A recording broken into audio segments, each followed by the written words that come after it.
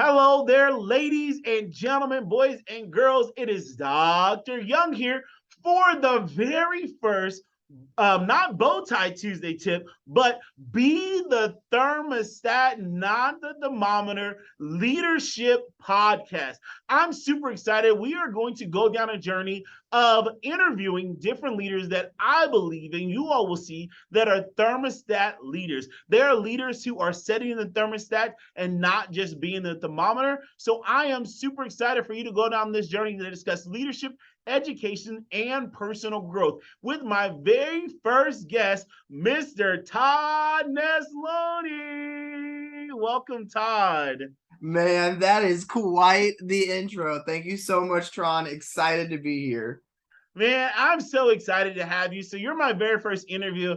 And as I was preparing for this interview, I'm trying to think how our paths actually first crossed together. And I don't remember why, but man, I thank God that they have, because I tell you what, you are a person that I will call my edu hero, right? And I know you'll hate to hear that, but there are people that I call my edu heroes that I believe, need to have people that are on your same level or people that pours into you. And I feel like you're just one that really have poured into me and pushed me and voice and amplified my voice, which we'll talk about a little later. But I just want to thank you to start out with this.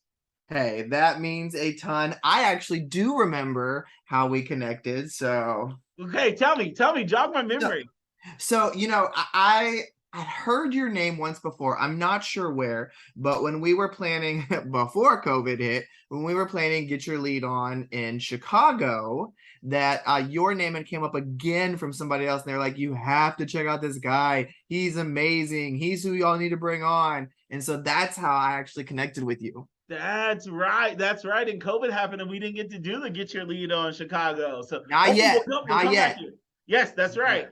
That's right. That's right. So awesome. All right. So we're talking about thermostat leadership. Be the thermostat and not the thermometer. So when you hear me say be the thermostat and not the thermometer, what does that mean to you?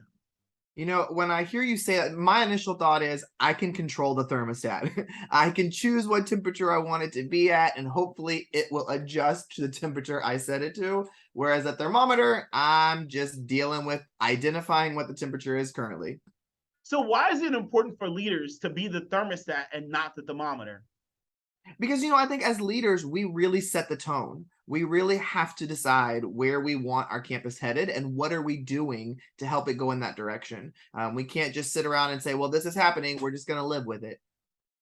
So think about yourself as a leader, right? And so how has being the thermostat changed your outlook on what you do on a daily basis?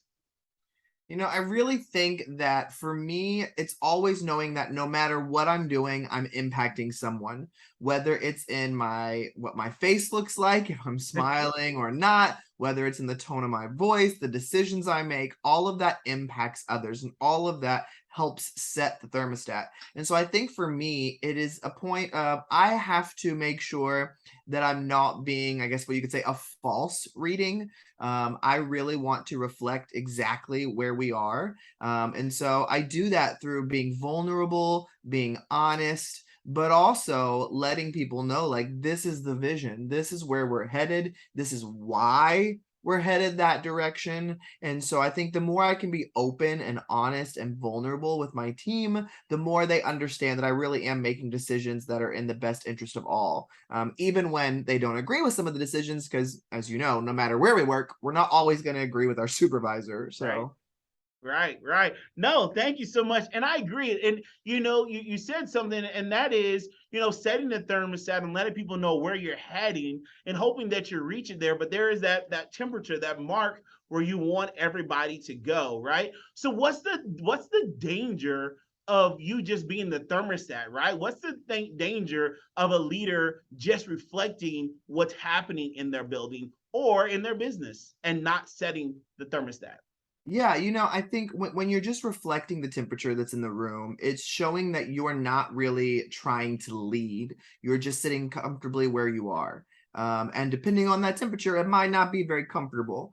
But as a leader, you have to make the hard decisions. You have to be ready to make decisions that are going to make people upset, because you're never going to please everybody. And that's a very hard thing to do, at least in my own personal experience, because I'm a people pleaser. Like, I want my team to really enjoy working with me. I don't want them to be upset with me. Like, I want everybody 100% working towards our goals. And I know that as I make decisions that I believe are in the best interest of all, there are going to be people who don't agree. And I have to be ready to deal with that and adjust and really make sure that everybody feels heard, everybody feels valued, so we can be the best that we can be. Absolutely, absolutely. Okay, so one thing I think is important is when you're looking at being the thermostat. So you're talking about your own personal feeling, right? So setting the thermostat, saying yes to someone, and that uncomfortable conversation. How do you be the thermostat for yourself when it comes to personal growth? Ooh, that is a good question. For me, I always feel like if I'm not uncomfortable, I'm not growing. And so I constantly am doing things that make me nervous, that make me obviously they're all legal, but that make me uncomfortable, that make me feel like I don't know if I'm ready for this, because I know that if I am comfortable, I'm not really learning. Like, I'm already doing things I'm well at, or anything like that. And so though it is not an easy decision for me to make, I know that I have to be taking risks, be ready for failure. But what I've learned is I've been able to use those mistakes and missteps along the way to really help others see that Yes. it's okay to take a risk. Not everything's going to work, and that's fine. You can still achieve some awesome things along the way. Awesome, awesome. So talking about risk, so this is good. So as you talk about risk and things people will be okay to do that, as someone who is a thermostat in the field of education, I truly believe that you are, and you're not just the thermometer. What is one pitfall that you would want other thermostat leaders to try to avoid or not do? Right, like if there's something that you like, something that you can help other people to avoid. I think for me, it's all about leaning on those around us. I think we've created this, and it's been a term that I've heard often recently, but this toxic positivity in education, where it's like, and I've been guilty of it. I've been on that other side. There's one chapter in Kids Deserve It that if I could go back and change the book, I would eliminate. And that chapter is leave it in your car, because there was a point in my career when I was like, no, you've got to leave all your drama in the car. You've got to show up every day, fake it till you make it, be there for the kids. And that's right to a point. But what I've learned is we shouldn't have our personal and professional lives completely separate, because what happens in my personal life affects my professional life. When Sure. I lose somebody I love, when my spouse loses a job, when somebody passes away that I care about, when I'm just upset about, I mean, there's all kinds of things that affect me professionally. And when I close that off, other things cause me to blow up easier. And so I've learned that I need to allow those around me in on the hard parts, in on the struggles, because when I let them help me carry the load, I end up better at my job. And again, just like the other things I've talked about, that's not easy to do. It's scary. There are people who don't reflect the way you think they're going to. But a time and time again, I've learned that I wasn't meant to carry this load alone. And when I allow others to walk alongside me, not only does it empower me, but I think it also empowers them. Yeah.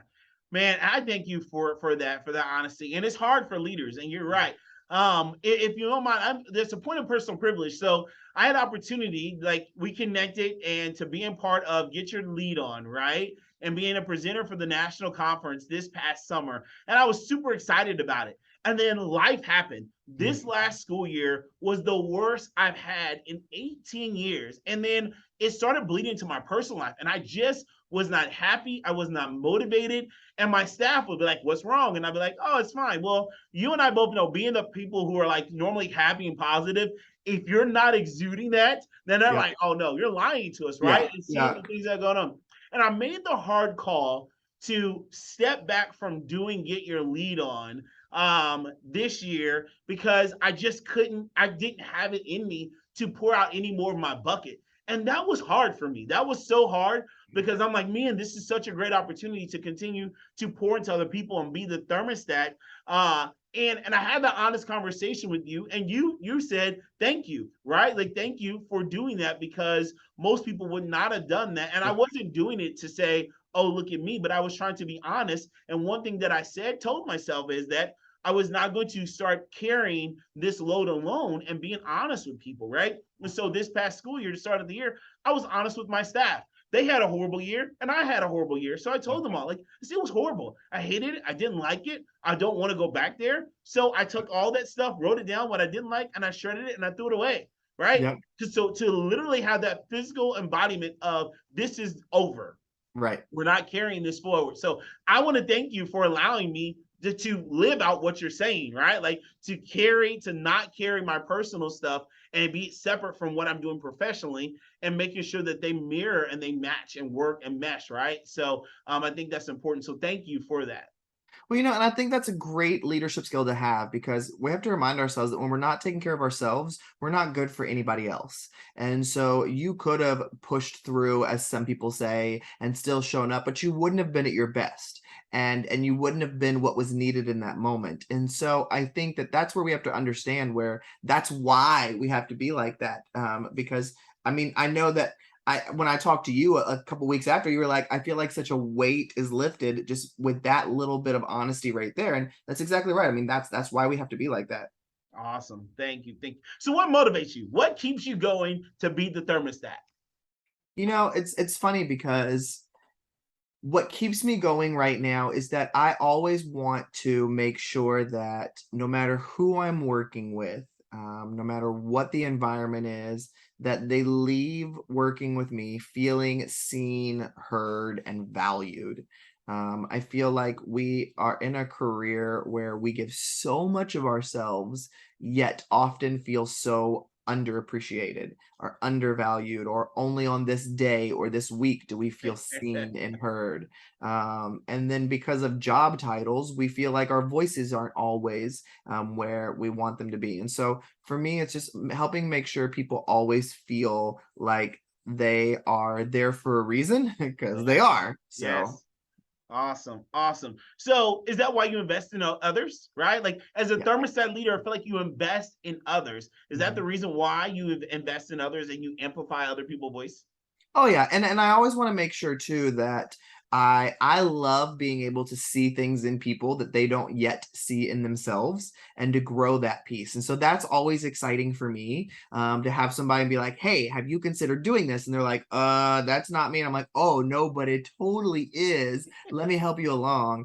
And it's funny because I always tell people, Jimmy Casas, one of my favorite people on the planet, gave me the best advice when I started really utilizing social media. He said, make sure, Todd, that no matter how big your platform gets, that you always amplify the voices of others louder than you amplify your own. And Hmm. that's really stuck with me to make sure that I'm seeking out people who don't have the same platform that I do to give them a voice to share what they're showing because I'm not the best, and I shouldn't be the only voice that's heard. I think everybody's got something to share, and I love being able to find people that nobody's heard of that then they just blow their mind with how amazing they are.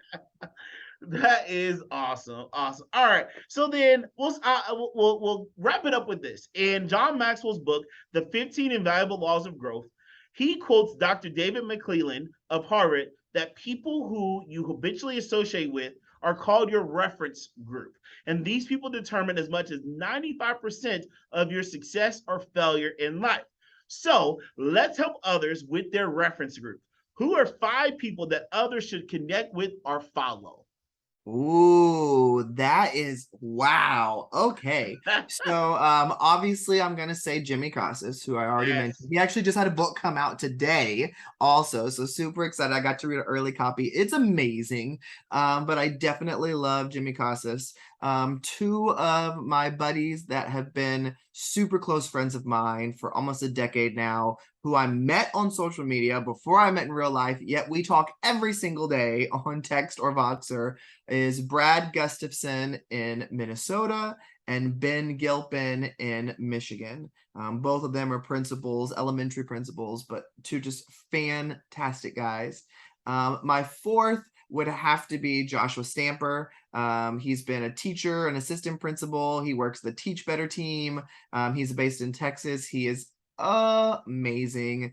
And then another person I would say would be my friend Alice Lee in California.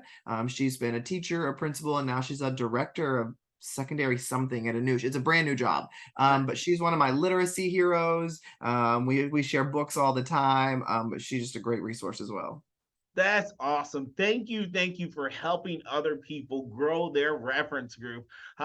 Just like you, I believe in mentorship. I believe in helping people grow. As we help others grow, we grow ourselves, and we only make our world better by helping them be better Yep. for the people that they work with or work for. So I'm super excited.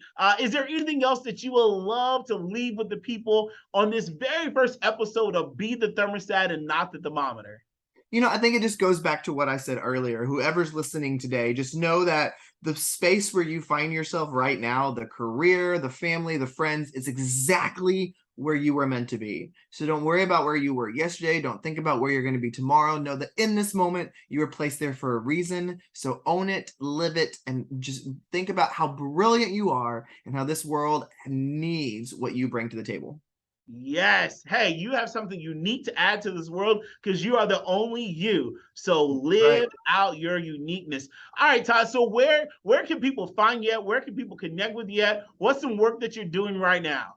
Yeah, so my website is definitely the easiest place, just toddnesloney.com. You don't have to know how to spell Nesloney. Just Google it. It's the get close and you'll find it. But all my social media, my blog, my books, everything's on there. So Awesome, awesome. Hey, ladies and gentlemen, if you are an educational leader, he also has the Get Your Lead On with the Get Your Teach On platform. If you're not connected to that, you need to get connected to that. You talk about energy, passion, and growing. That right there is there. So, hey, I want to thank you all for tuning in, listening to, or watching the very first episode of Be the Thermostat and Not the Thermometer Leadership Podcast. We hope that something that you have heard today will help you, motivate you, and inspire you to be better tomorrow than you are today. Thank you so very much and have a great day.